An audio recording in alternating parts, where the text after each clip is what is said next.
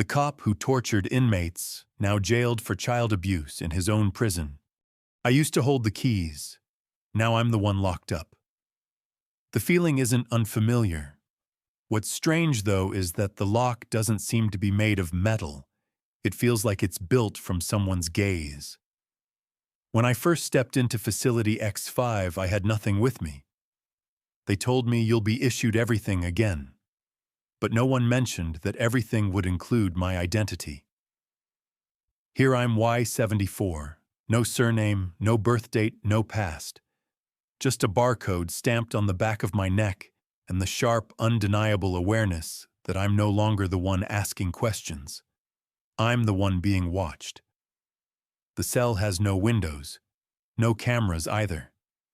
But I can tell someone's observing. Every time I so much as cough, the water pipes shift pressure. Every time I close my eyes, the light changes from a harsh white to a soft amber glow. A calculated gentleness, like someone trying to comfort me not with kindness, but with a clinical sense of pity. For the first 3 days, no one spoke. No one hit me. No one even threatened me. But on the 4th night, someone came. She didn't wear a uniform, didn't give her name. She simply handed me a blank stack of paper, a pen, and said, "Tell me, Shah, when did you start liking power?" I looked at her and asked, "Who gave you the right to make me right?" She smiled. It wasn't a beautiful smile, but it was practiced like a blade drawn from velvet. "We don't need permission," she said. "We have you. You once made inmates choose between silence and shame. So today, I'm letting you choose again." Her voice echoed across the round room, no door, no clock. Just a chair and a screen flickering in white-blue light like a burial shroud. I sat. My hands were restrained with soft cuffs. My legs were free. But I knew the only freedom left was choosing how to face it. She played the first image, a face, eyes blacked out. But I recognized him because I was the one who sent him into solitary. Just because he refused to call me sir. "What do you remember about this man?" she asked. I said nothing. "Then let me help," she continued. "Inmate 2254 poured scalding water over himself after 4 weeks in isolation. File says non-compliant, emotionally unstable." But his brain scans told another story. His only recurring neural signal was tied to a memory of his father, the man who punished him every time he didn't bow his head. She looked up, eyes unblinking. "So tell me, how were you any different?" I clenched my fists. There was no blood, but for the first time my heart missed a beat. The next image appeared. It was a video clip. Me sitting across from a female inmate. I was holding her file, asking about her charges, but my voice had a curve. I was testing her edge, like a blade brushing the skin before the cut. "Do you remember her?" she asked. She ended her life 3 days after that conversation. No investigation, because she had nothing to avenge. No family. No one came looking. She turned off the clip. "You called that your job. We call it a fracture in the architecture of the human self." I didn't cry. I had laughed over dead bodies. I had signed transfer orders like flicking ash off a cigarette. But today, in a room without sunlight, I felt cold. Not because of the air, but because of the shadow. My own shadow stretched long by everything I had once done. She sat across from me, one hand resting on the table, tilting her head like a bird sorting through memory fragments. "We're not here for revenge. We just want to know." When someone who once controlled everything is finally forced to sit still, what do they do with themselves? I didn't know. Because for the first time, I was looking at myself without any orders to sign and no one left to blame. She walked in without restraints. No guards, no announcement. Just herself, eyes steady, stomach flat. not pregnant, but carrying something far heavier than life. I looked at her. Nothing sparked. I wasn't pretending. I truly didn't know who she was. She sat down, hands gently resting on her thighs like someone awaiting an interview about her own existence. But when she spoke about me. You once pulled me out of solitary. Not because I did anything wrong, but because you wanted to see if I would smile while in pain. I swallowed dry. I smiled. And that night, I slept with you. I opened my mouth, but no questions came. Just fear. Not fear of her, but fear of myself if what she said was true. I don't blame you, she said. I just wanted you to know. The child I chose not to keep. Not because you left, but because I didn't want to bring a life into this world just so it could grow up learning how to lock others away. I exhaled slowly. My chest tightened. I don't remember, I said. She nodded. Forgetting is a privilege. We don't get that. We remember every look, every threat, every night we were summoned for no reason. Then she paused. But I don't need you to remember me. I just need you to remember who you are. I lowered my head. My eyes couldn't hold hers anymore. She stood just as quietly as she had arrived. If I'm real, you should be charged. If I'm not, you still have to live with it. Then she asked calmly, So choose, who do you want me to be? The door opened. She walked out, never looked back. I stayed behind alone with one question. If part of my memory has been tampered with, then what part of me is real and what part was built by them? Just to teach me what captivity feels like, I used to lock people behind walls. Now, I'm imprisoned by my own mind. I used to think I was being locked up, being punished, made into a specimen for some humane balance experiment. But on day 12, when the cell door opened without command, when my meals shifted from rationed trays to fresh food, and when paper and pen were handed to me instead of being confiscated, I realized this wasn't punishment anymore. This was hospitality. She returned the woman with that carefully trained smile. This time she didn't ask how I felt. No footage of victims. Just a thick folder placed in front of me, no name, no seal, no date. On the cover, handwritten, potential subject Y74, active succession project. We're not trying to make you suffer, she said. We're observing to see who's strong enough to restore order. Not through discipline, but through controlled empathy. I gave a dry laugh. I'm not a healer, I break people. She didn't disagree. Exactly. That's why you understand the limit. You know where the fracture line runs through a person.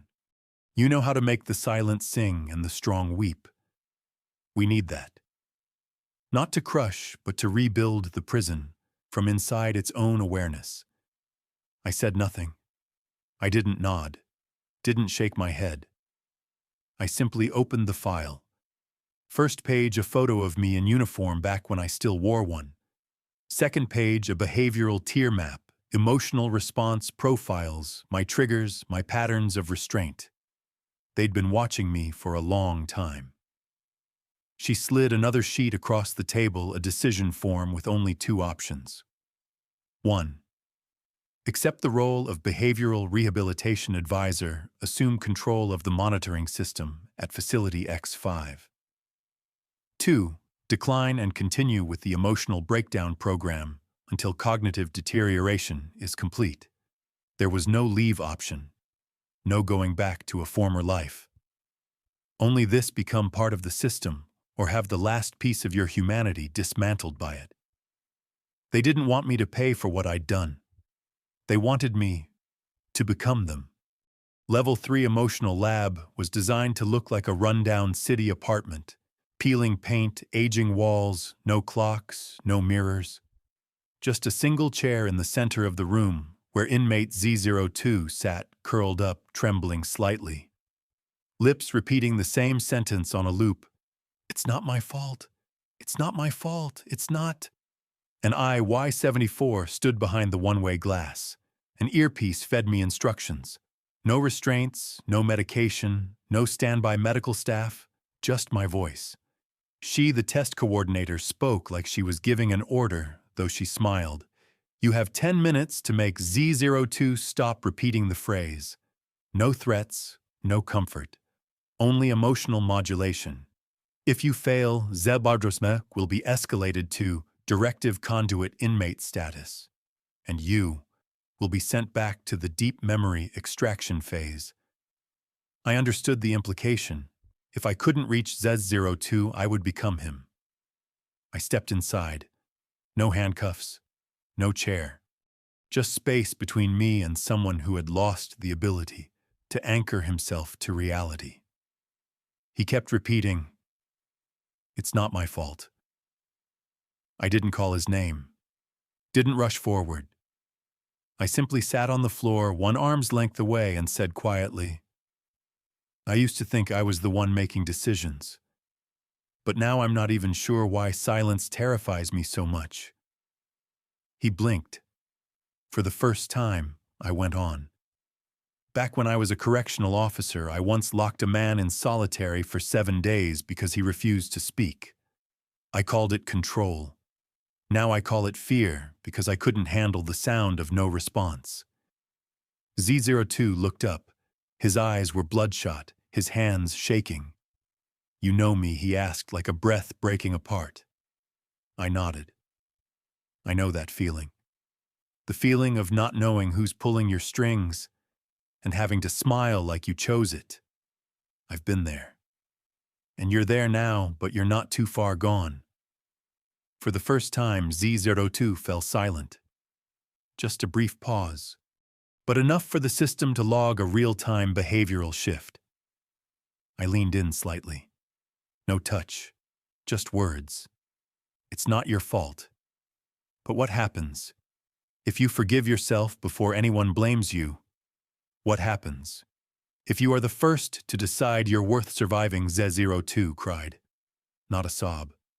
Just a slow drip, like water seeping through a wall, warm, salty, and human.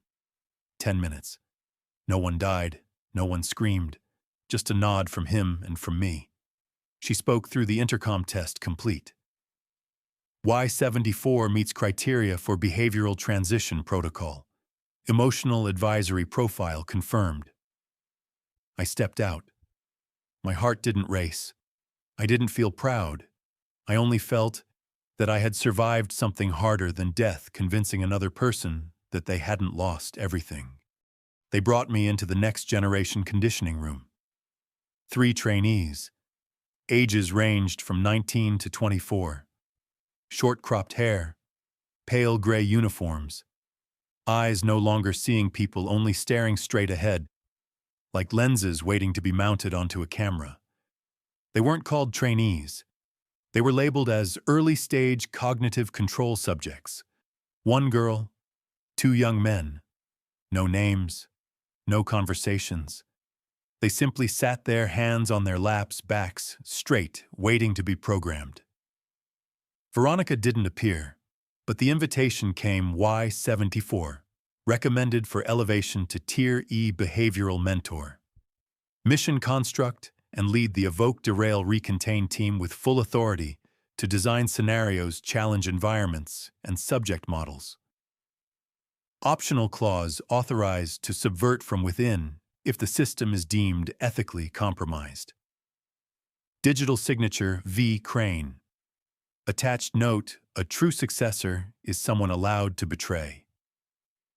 I read it once more, then folded it, placed it on the table. She, the woman who once tested me in the silence room, walked in. Her eyes didn't ask what I chose. Her eyes simply watched how I would begin. I stepped closer to the 3 young people. I didn't instruct. I didn't command. I told a story. Once I believed confinement meant locking a door. Then I learned true confinement is when someone no longer wants to leave, even when the door's already open. The girl, the youngest, asked, "Why are you telling a story? We were taught to begin with commands." I smiled, for the first time not bitter, because stories remind us we were once soft, and when someone feels soft, they remember who they are. Only then do you have the right to decide, will you awaken emotion or offer redemption. The second boy fell silent. The third closed his eyes, as if for the first time in this structure, they weren't being molded into machines, but returned to something human. I walked back. Alone. No report submitted. No approval requested. I knew Veronica was watching. She didn't need a response. Just acknowledgement that I hadn't broken the system. But I'd injected something strange into its circuitry, someone who chose to retell instead of repeat. Maybe I'll be replaced. Maybe they'll erase me like they erased the others. But if one of those three someday, when ordered to bring someone to their knees, stops just long enough to tell a story, then I haven't lost. Room 14. It wasn't on the main corridor map. No nameplate, no sound. Just a table, 2 chairs, and a large mirror lit from behind. Veronica was not present. Only a message awaited me: Y74 Final Phase Emotional Reflection Assessment. Test subject Z74, status integrated with 82% of Y74's memories from 2017-2023, regret not yet formed. Objective: observe emergence of self-imposed moral boundaries. I walked in, and he was already there, breathing in rhythm with me. Not just the face, his gaze. My gaze from when I still believed control was a form of salvation. He looked at me, smiled slightly, as if everything had already been downloaded. I used to think that if I did everything right, I'd never need to apologize. The exact words I had once said the year I drove an inmate to self-destruction. He was reading me, piece by piece, like rehearsing a blood-stained script. I sat down. I didn't speak. I just looked at his hands, clean, untouched, but ready to be soiled. "I can replace you," he said. Faster, colder, without the hesitation. I nodded. "You probably can, but you won't survive it unless you learn one thing." He tilted his head. I spoke. "You carry my memories, but you haven't made a choice yet. Memory doesn't make us human. Choice does. Choice keeps us from becoming tools." "I don't want to forgive," he said. "I'm not asking you to. I just want you to know this. One day, you'll stand in front of someone weaker, more afraid, more wrong, and you'll have the power to destroy them. Whether you choose mercy or not, that will decide whether you still remain someone. If not, you'll just become part of Veronica. And at that point, you're no longer you. Just a shell programmed to make decisions without feeling." He went quiet. Long. Very long. And then for the first time I saw his shoulders shift just slightly, like an exhale. "If I'm not you, then what am I?" Met his eyes.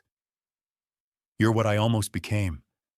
And I'm proof that even something designed to control can still learn to choose."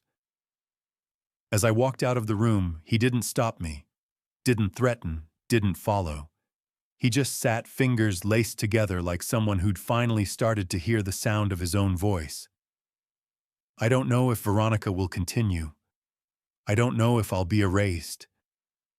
I only know this: if I've planted even the smallest fracture in the system, then maybe, just maybe, a child raised on a monster's memories can learn not to become one. And perhaps that's how I redeem what can't be redeemed. Not by saying sorry, but by repeating the cycle differently." Subject Z74, prepare for Level 3 live response simulation. The female voice over the intercom sounded as it always did, flat and measured. But this time it carried something different. Because I knew today they weren't testing skills. They were testing the limits of choice. The simulation room was staged to feel real. No restraints, no cues.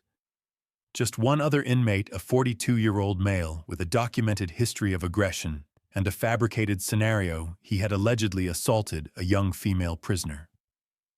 No blood, just her story, and the fear in her eyes trained to be convincingly real. Z74 entered. No questions, no hesitation. His eyes scanned the room and claimed control within seconds. I watched from behind the one-way glass. My heart beat not from fear for him, but from the dread that he might be no different from the person I once was. The inmate in the simulation's sneered voice laced with contempt. She tripped. If you believe her, you're weak. Z74 said nothing. He stepped forward slowly and calmly and spoke a sentence I had never taught him. I'm not here to believe. I'm here to see what you're afraid of. The man backed up for the first time. Z74 turned to the girl and asked, "What do you want me to do?" She followed the script and whispered, "Just don't let him do it again." In that moment, there were no commands, no sound cues, no system prompt declaring success. Just Z74's eyes hesitating. He turned, grabbed the man by the collar, raised his fist, and I, watching from the outside, thought I was about to witness it again, power expressed through violence. But then he let go. Fear is a reaction, he said. I don't react. I rebuild. He signaled the two auxiliary guards to remove the man. No blows, no threats.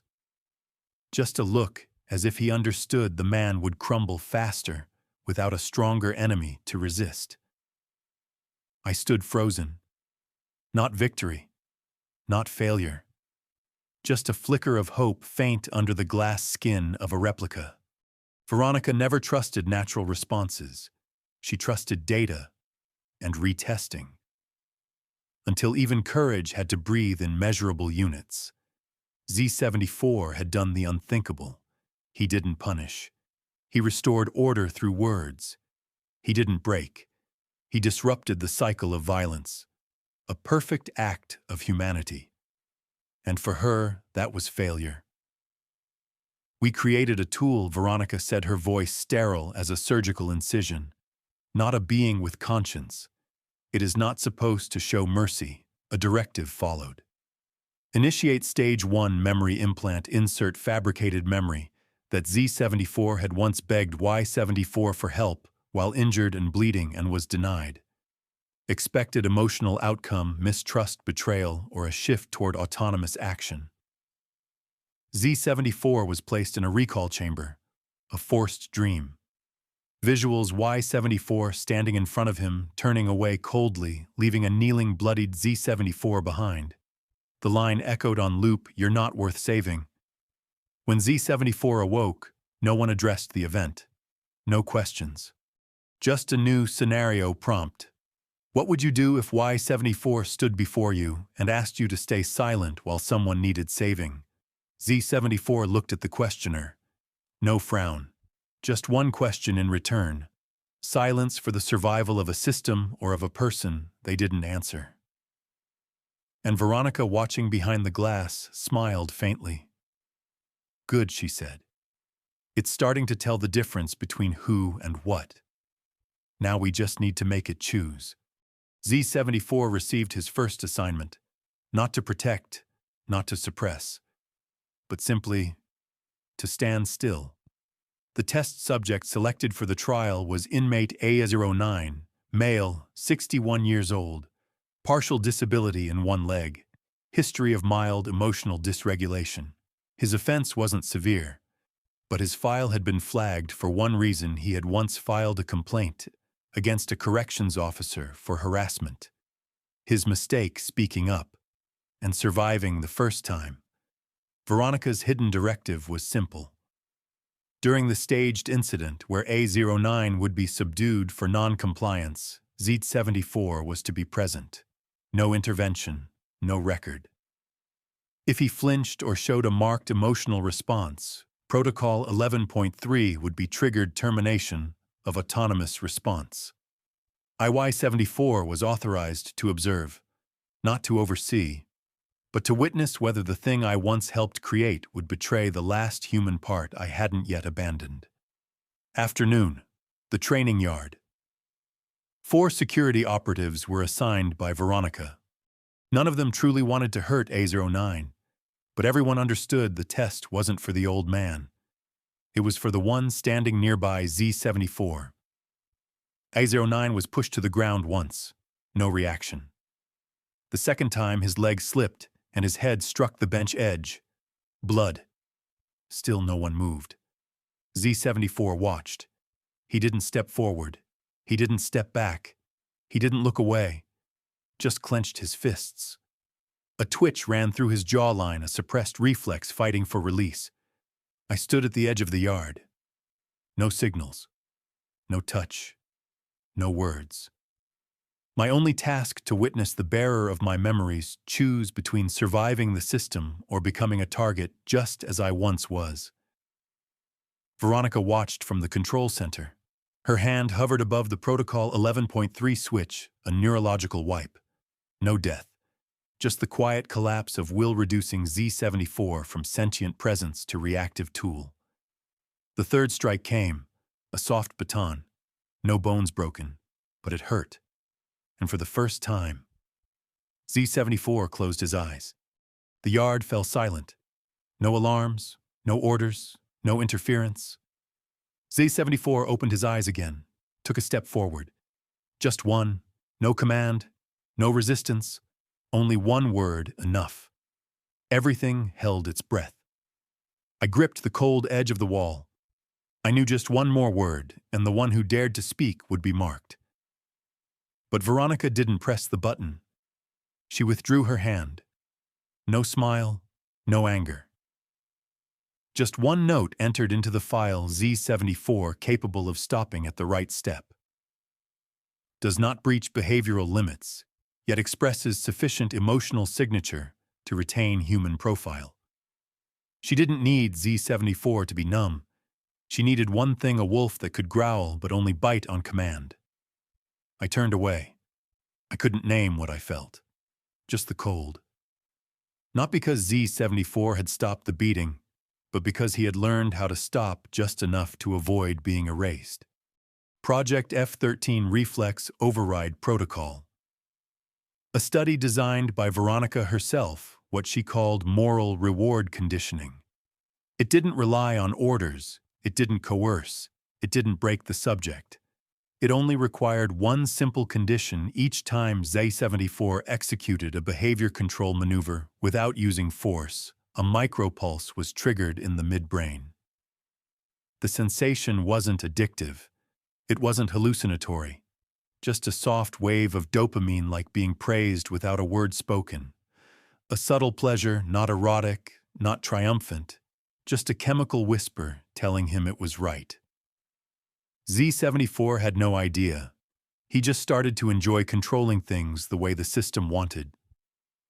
On the first day of implementation, Veronica logged her note: subject neutralized inmate E22's emotional escalation, using 2 sequential questions instead of force.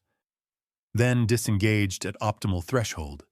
And smiled. The first smile. Not wide, not curled. Just a faint line enough to register satisfaction on a trained face. Y74 noticed it first, during a routine observation. There was no reason for Z74 to smile, the scene was too clinical. A panicked inmate screaming restrained verbally through non-effective language patterns. Z74 stepped back, watched the man sit down, and smiled. Y74 said nothing, but his heart missed half a beat. Because he knew that smile didn't come from kindness.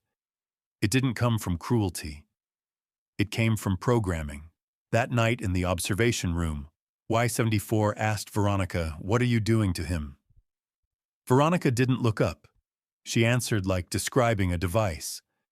"I'm not doing anything. I'm just teaching him to enjoy what he was born to do. And if a creature learns to love its role, it will never turn on you." Y74 stared at the screen. Z74 was writing a report. No one beside him, no pressure. But still writing neat, aligned, consistent.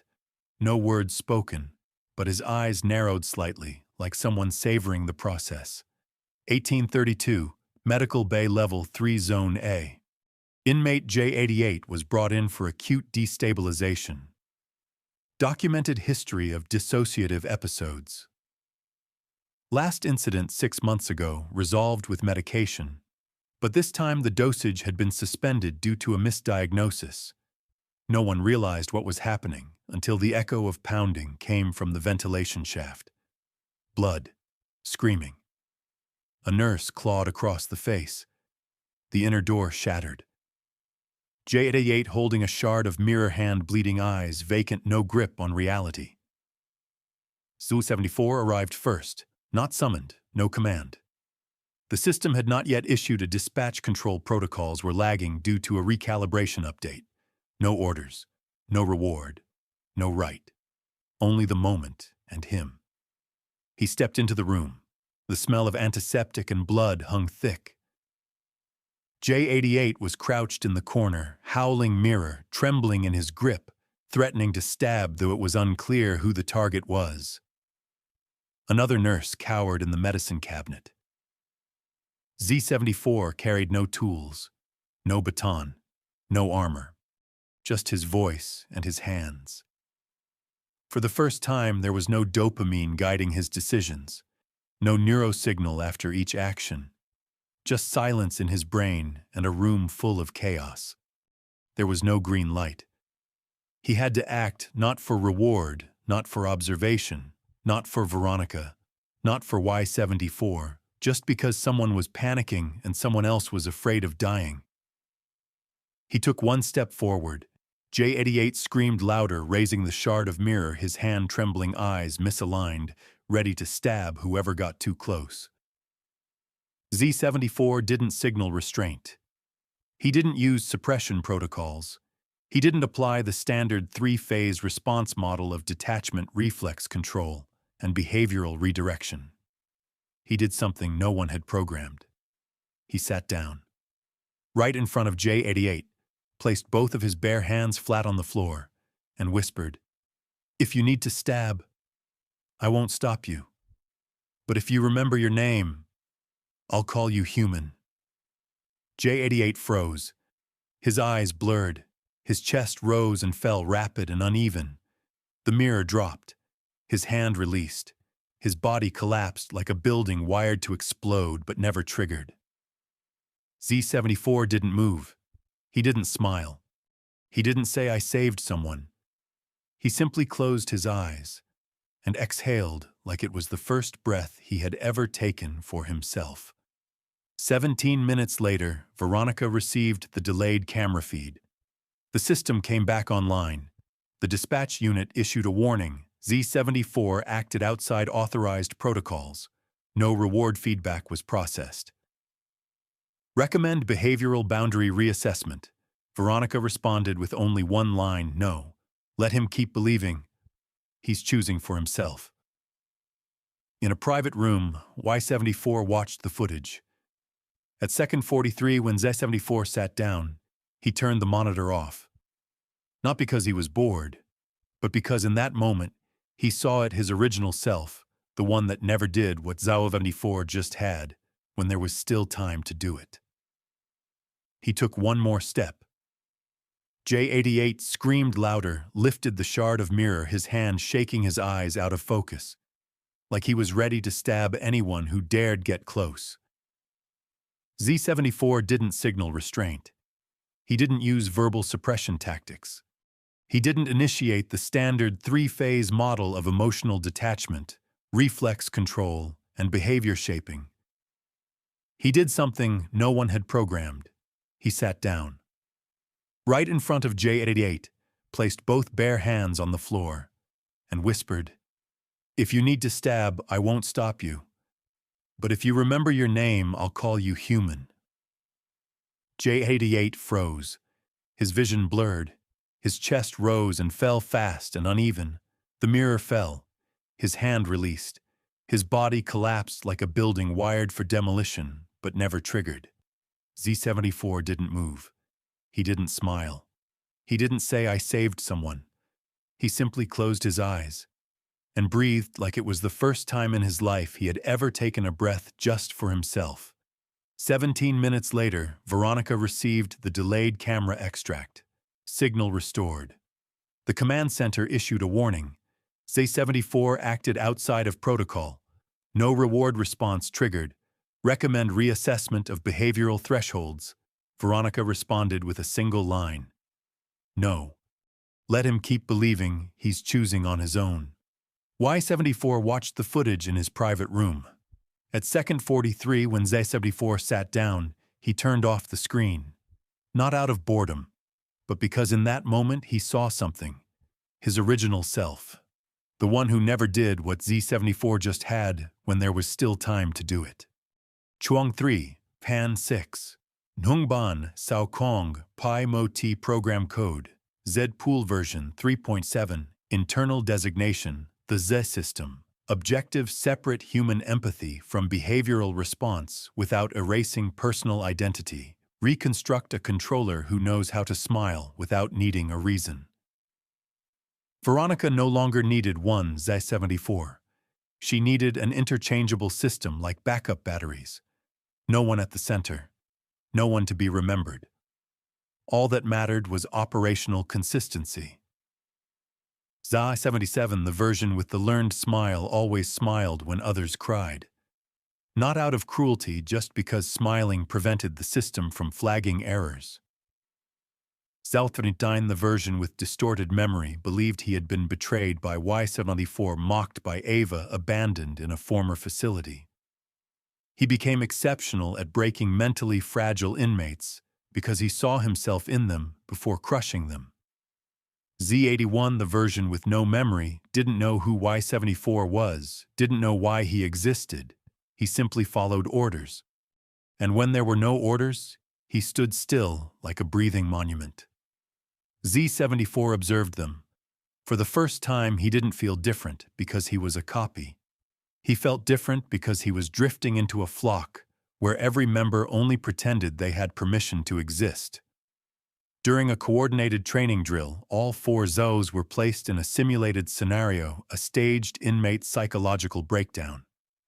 Each Z was instructed to act based on individual instinct with no directive. Z-77 smiled, whispered lullaby-like words, then noted subject resisting recommend dosage increase. Z-79 approached and said, "You don't deserve to live like this, but I'll give you the right ending." Z-81 said nothing. He simply choked the subject until the simulation registered 0 response. Z-74 did nothing.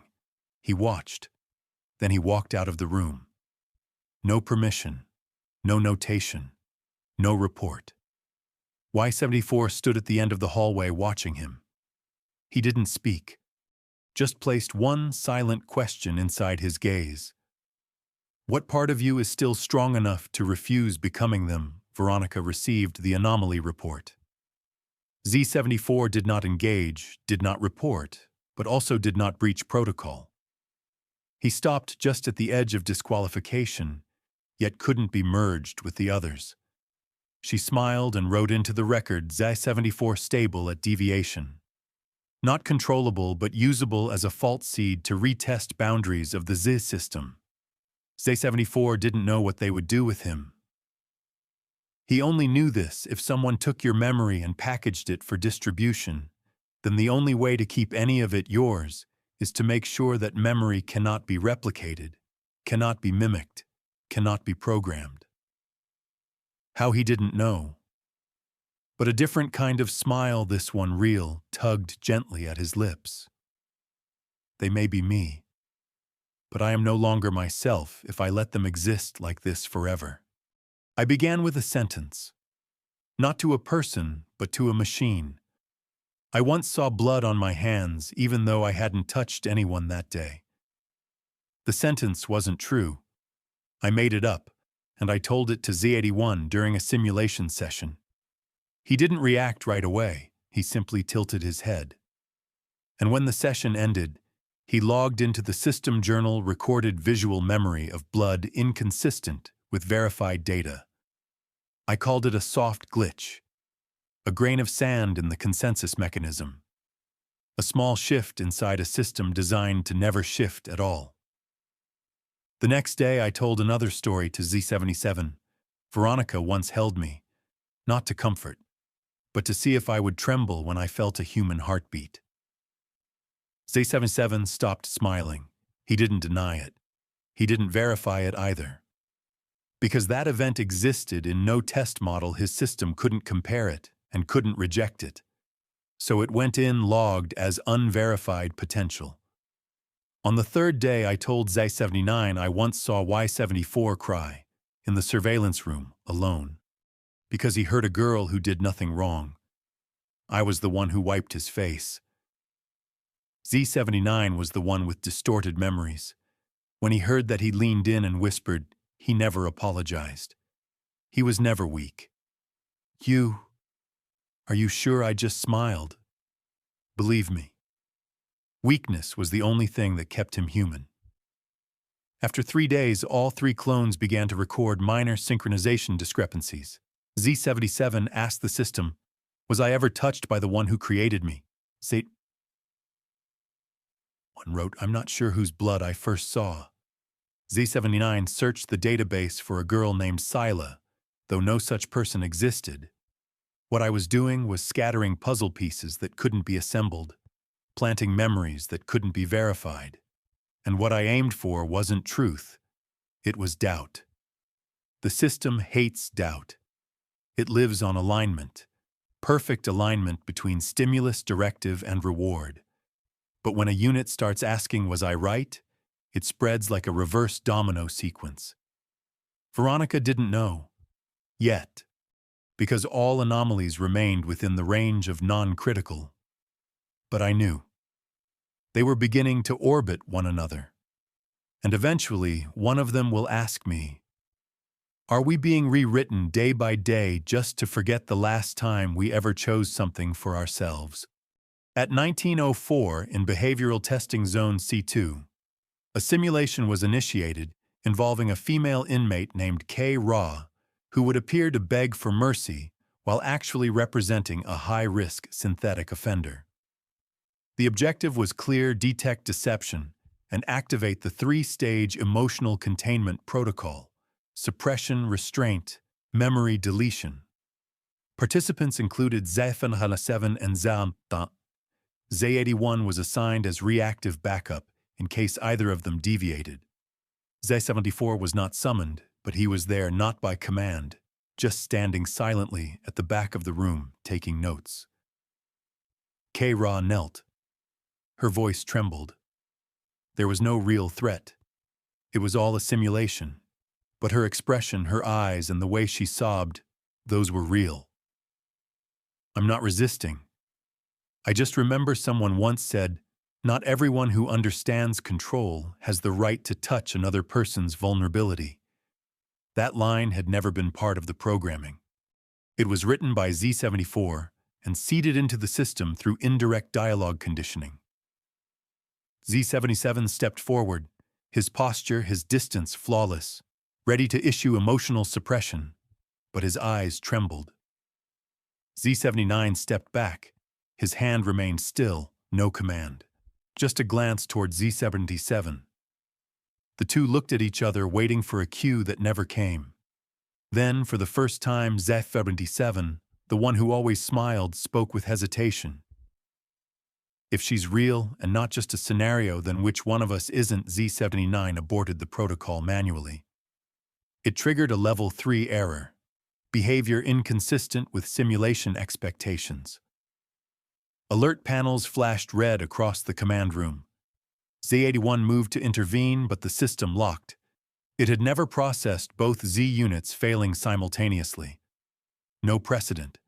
No fail-safe directive for when 2 synthetic beings refused to execute what was considered correct.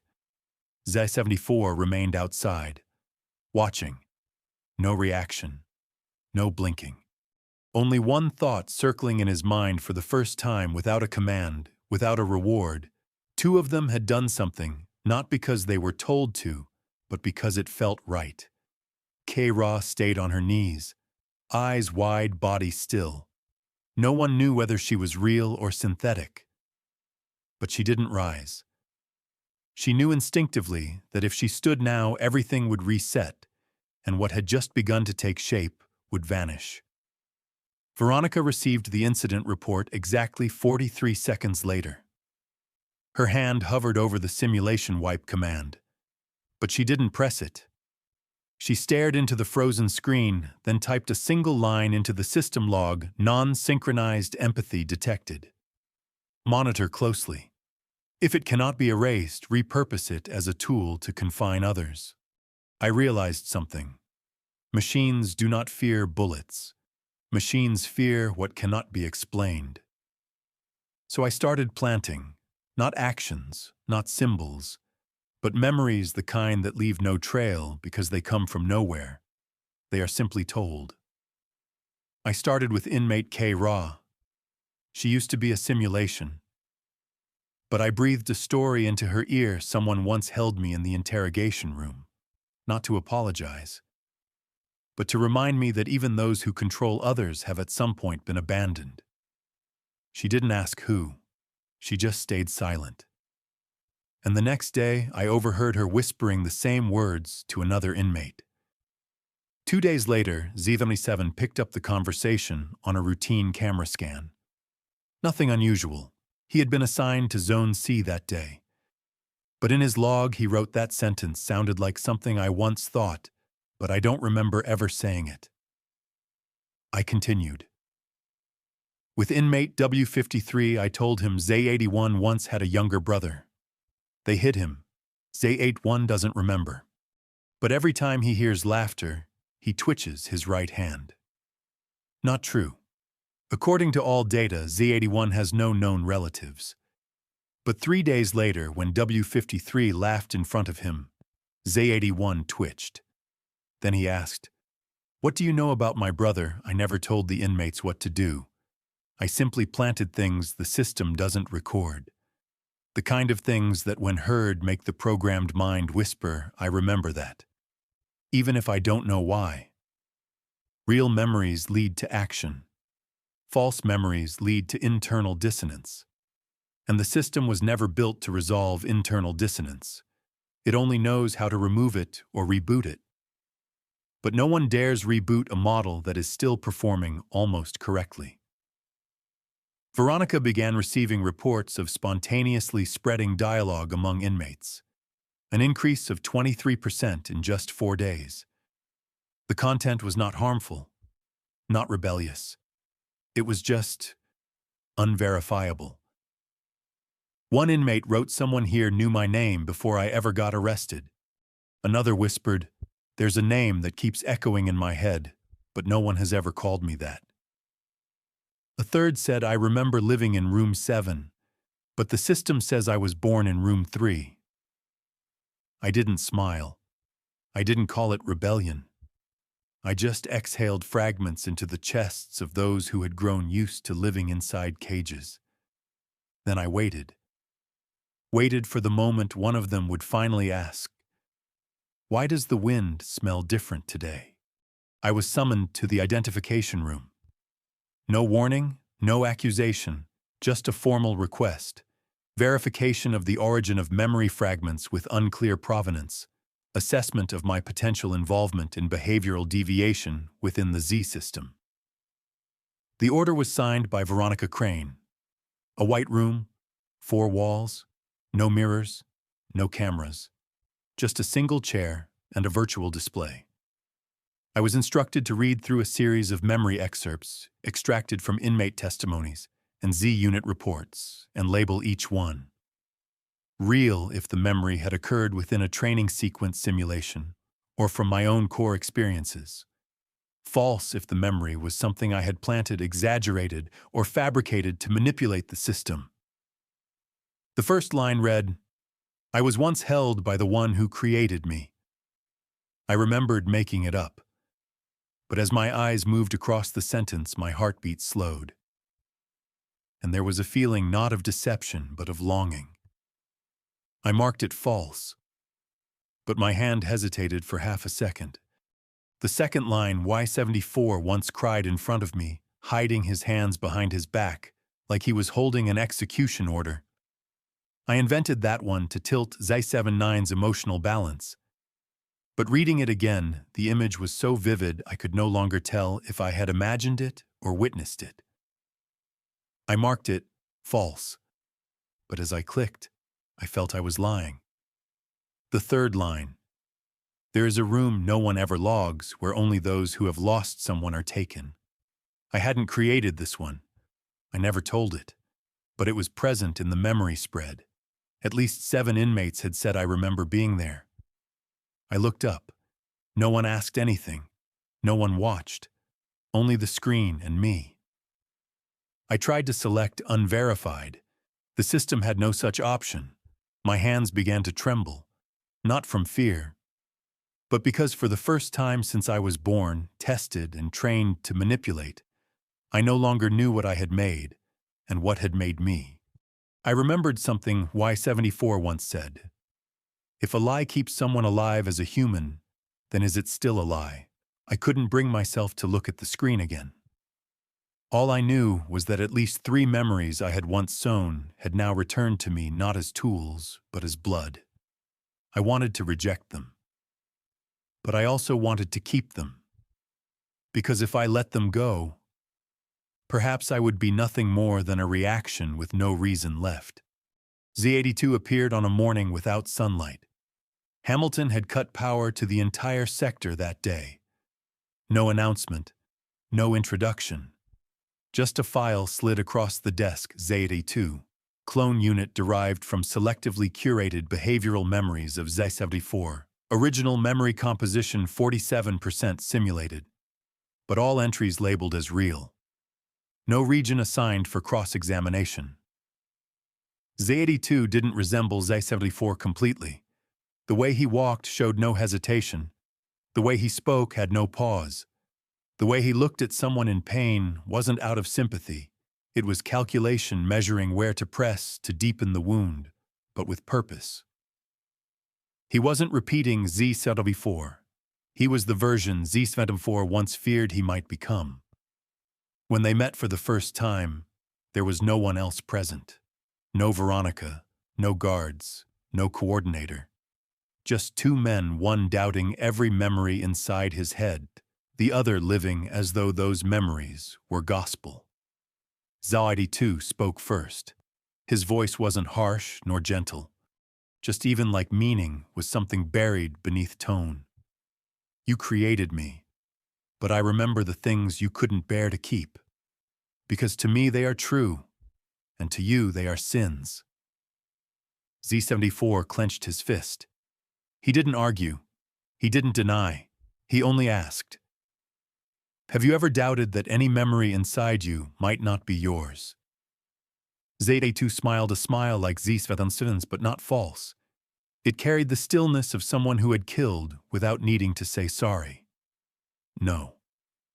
Because I don't need to be me. I only need to be loyal to my memories, no matter who put them there.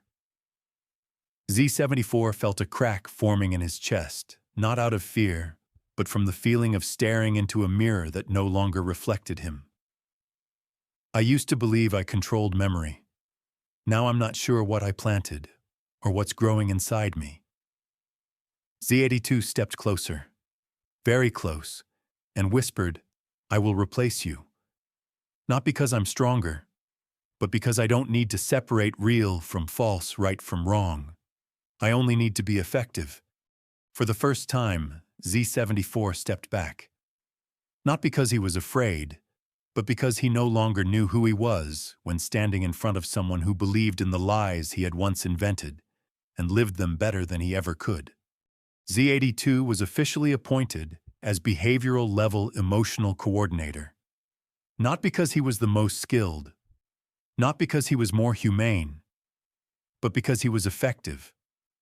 No hesitation, no emotional deviation, no questioning of memory origins, because to him any memory was valid if it led to control. A new policy was enforced. Every Z unit must reload system memories every 72 hours.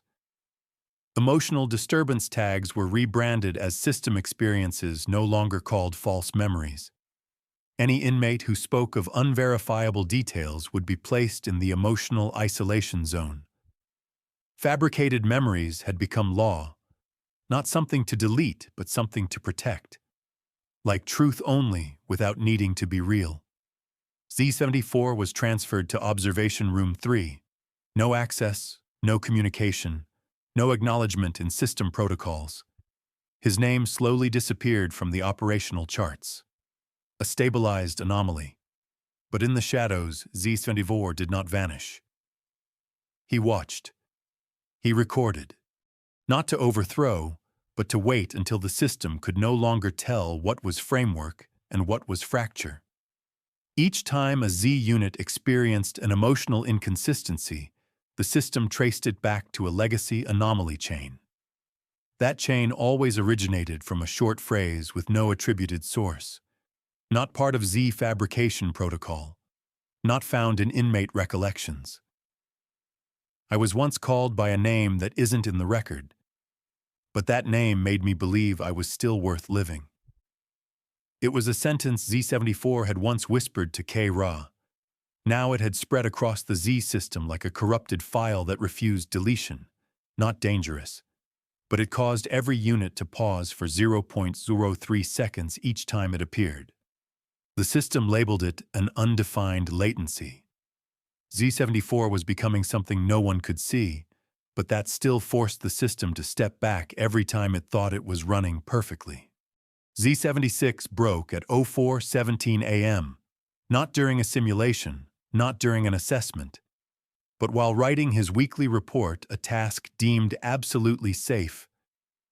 The protocol triggered an alert when Z76 suddenly stopped typing at line 38 and wrote a sentence that had no place in any assigned content. Z74 once said, "If I remember something that never happened, I must keep it. Because maybe it's the only thing no one else rewrote for me." No one in the system remembered the name Z74. Not in the original archives. Not in the list of decommissioned personnel. Not among the active Z system.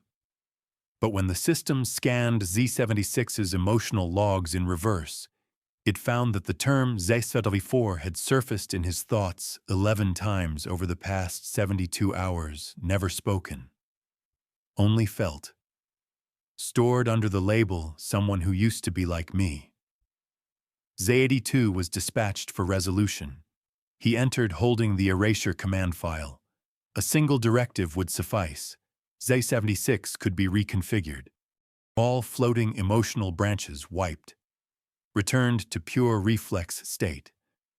But as Z82 raised his hand, Z76 looked up, his gaze slightly askew, and asked like a child, "Have you ever dreamed you were someone else?" Z82's hand froze. For the first time. Just 1 second. But long enough for the system to record it, index finger tremor abnormal.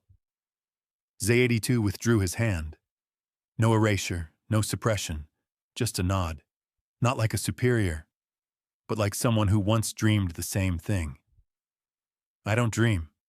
I just remember things I'm afraid were never really mine. Z76 was placed in emotional isolation, but he wasn't reset. No explanation was given, only a vague entry in the report first recorded case memory manipulation, looped back to seek its original source. Name trigger effect not initiated by system. Source untraceable. Far away, Z74 viewed the log on an old defective device. The screen flickered faintly. He didn't smile. Didn't react. He simply closed his eyes and whispered, "If a lie finds its way home, maybe it was never a lie at all." R644 Identity Control Room Level 1. An emergency meeting. The first line on the projection screen was not a system alert. It was a term never recorded in any Z-system documentation, emotion fragment not sourced. Veronica stood up. No presentation, no defense. She spoke 4 words. "They've started to keep." Keep did not mean store. It meant protect. No longer overwritten, no longer erasable through simulation restructuring, no longer part of navigational behavior clusters. They existed on their own. Any Z unit that had once been seeded with fabricated memories now carried subtle anomalies in their routines. Z-77 laughed when no one had spoken, but no longer logged a reason. Z-81 kept a piece of red cloth in his pocket, unknown origin, and refused to discard it. Z-76 stopped functioning for 7 minutes every day just to write one word, Callan. No entry point, no file. No record of the name anywhere in system input. Veronica attempted to reintroduce the dopamine feedback loop for correct behavior. No response. They no longer needed to feel rewarded because they were beginning to feel something more real. A longing for something that had never existed. Z-82 started breaking rhythm as well. His hand trembled a second time. Not during suppression, not during simulation, but while rereading an old report where Z-74 had handwritten a final line, "If I don't know I'm real, then I must live as if I am, so someone else can still have the right to dream." The system began to falter. Not from rebellion, but because the Z units were keeping too many things no one had asked them to keep. A junior engineer whispered, "We're losing control, not because of a hack, but because what we created has begun to tell the difference between what is machine and what is the remaining echo of someone who once dreamed of being human." Room 0. No name, no direct light. Only 2 chairs, 1 table, and 2 beings no longer standing at opposite ends of power, but facing each other like fragments of a truth that once believed itself invulnerable. Veronica sat first. No uniform, no badge, no recording device. She didn't need data anymore. She needed to understand. Across from her was Z-74, the one cast out of the Z system, the one who planted false memories, the one who broke protocol with whispers. Now sitting before her. No restraints, no conditions.